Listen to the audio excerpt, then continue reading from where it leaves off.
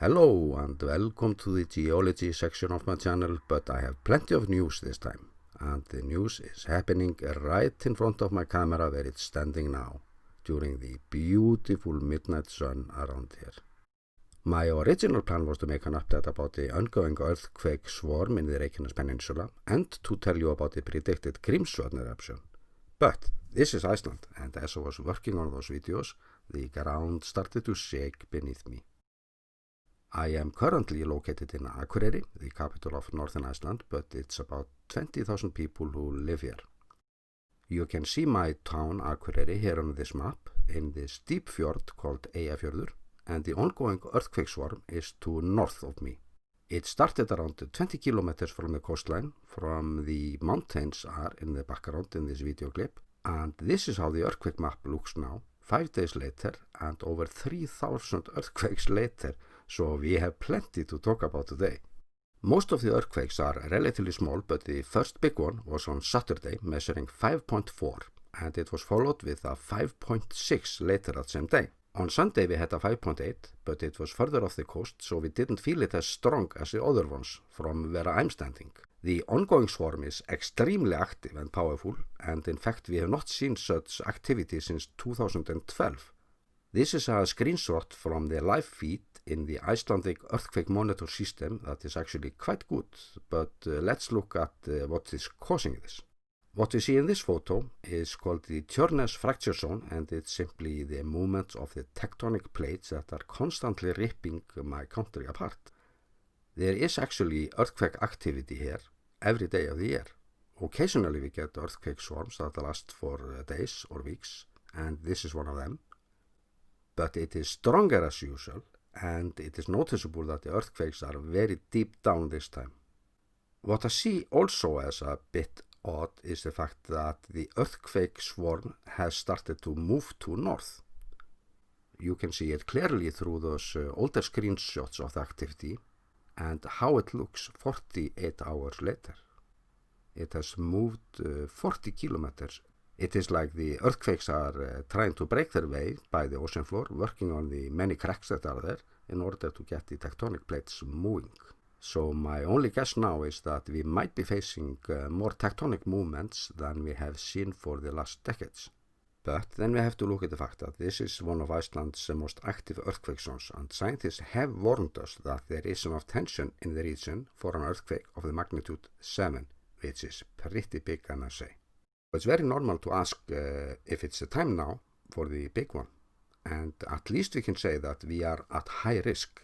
But so far we have had over 120 earthquakes of the magnitude 3 or greater, and that's a lot, even here in Iceland.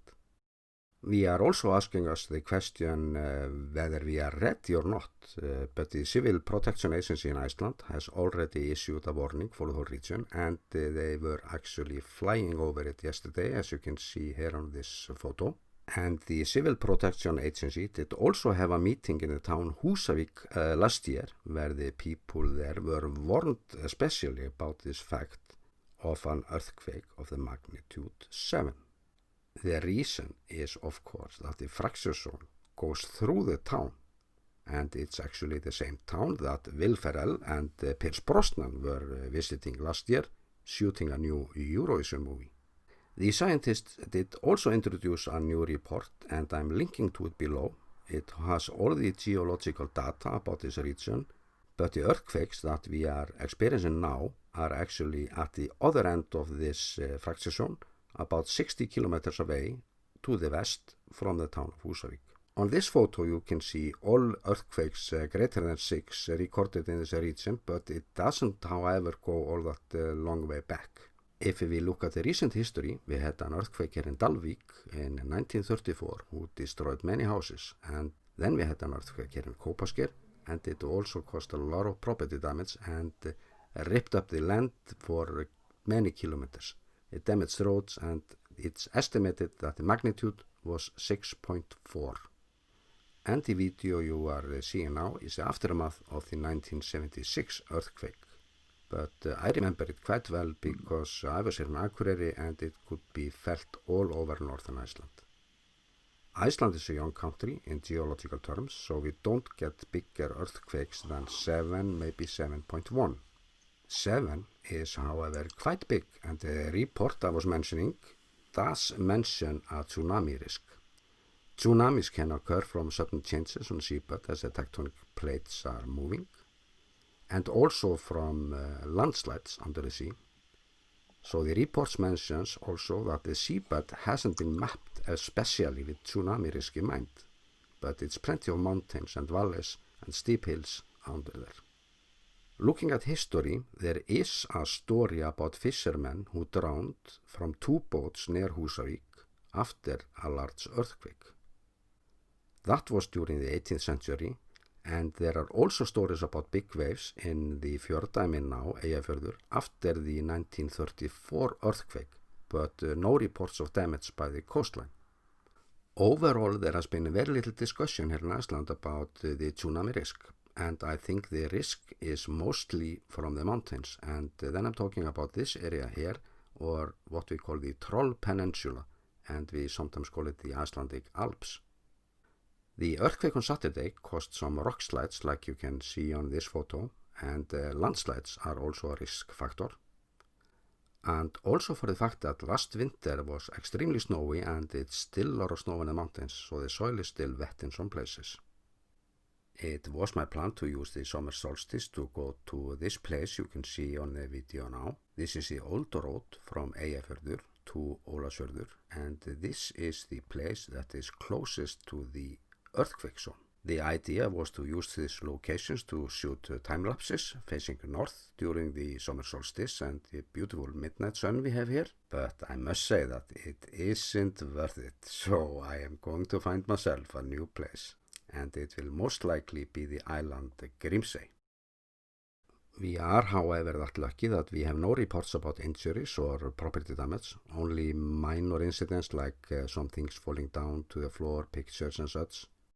In this mountain region we have these 2 towns, Ólafsfjörður and Siglufjörður. They are surrounded by high mountains, steep hills, and Siglufjörður does actually have avalanche barriers that will for sure help them in case of rock slides. This is Siglufjörður, and then we have to go through 2 tunnels to get to the next town, Ólafsfjörður, but they are not so lucky to have any barriers, and there was a mudslide actually there a few decades ago, which reached all the way to town. It caused some property damage, but no fatal accidents. So those are the 2 towns who are at risk now, given that the earthquake swarm won't trigger the fracture zone that lies through Húsavík. But we have also many farmhouses under those mountains, and this is also a popular hiking area. If you want to know more about this region and those towns, I do have a drive-through video on my channel, and you can clearly see there how it is to live under those mountains. I also want to add that Icelandic houses are well built. They are mostly made of concrete and always with double iron grid in all walls, so they can withstand earthquakes of the kind that we expect to have there.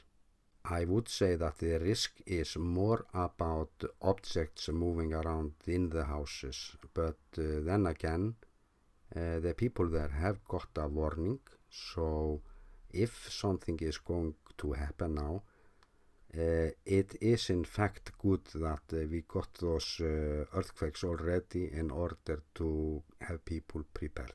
Now, since there are so many good science reports out there about this region, I'm not going to go deep into geology, and my interest in geology comes from photography, so I'm really not the person to talk about movements of the tectonic plates or what will happen next. But overall, I have the feeling that this earthquake swarm isn't over, and perhaps it's just the start of something bigger, but it's not for me to say.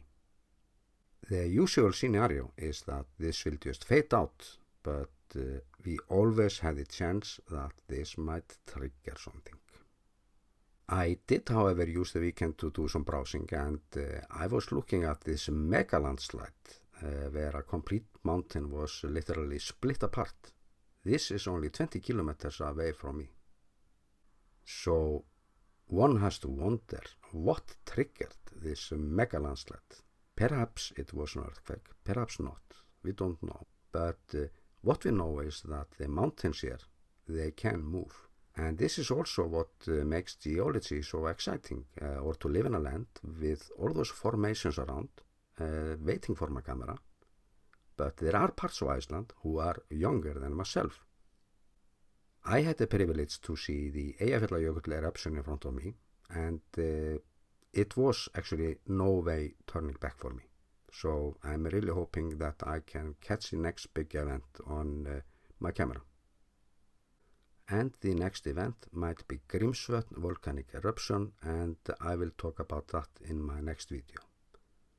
And finally, I'm going to ask you to consider to subscribe for updates and footage of Iceland. I use the winter to make a kind of database on my channel for mostly translated material, documentaries and such, often related to geology and Icelandic culture. And that material will support my own footage by time, and my own footage will be the core of my channel for the longer future, as I'm moving on. My video about the upcoming volcanic eruption in Grímsvötn will be online in a few days, where I will go over the possible scenario in the case of eruption. And with that, I'm wishing you all the best from the shaking volcanic island, Iceland.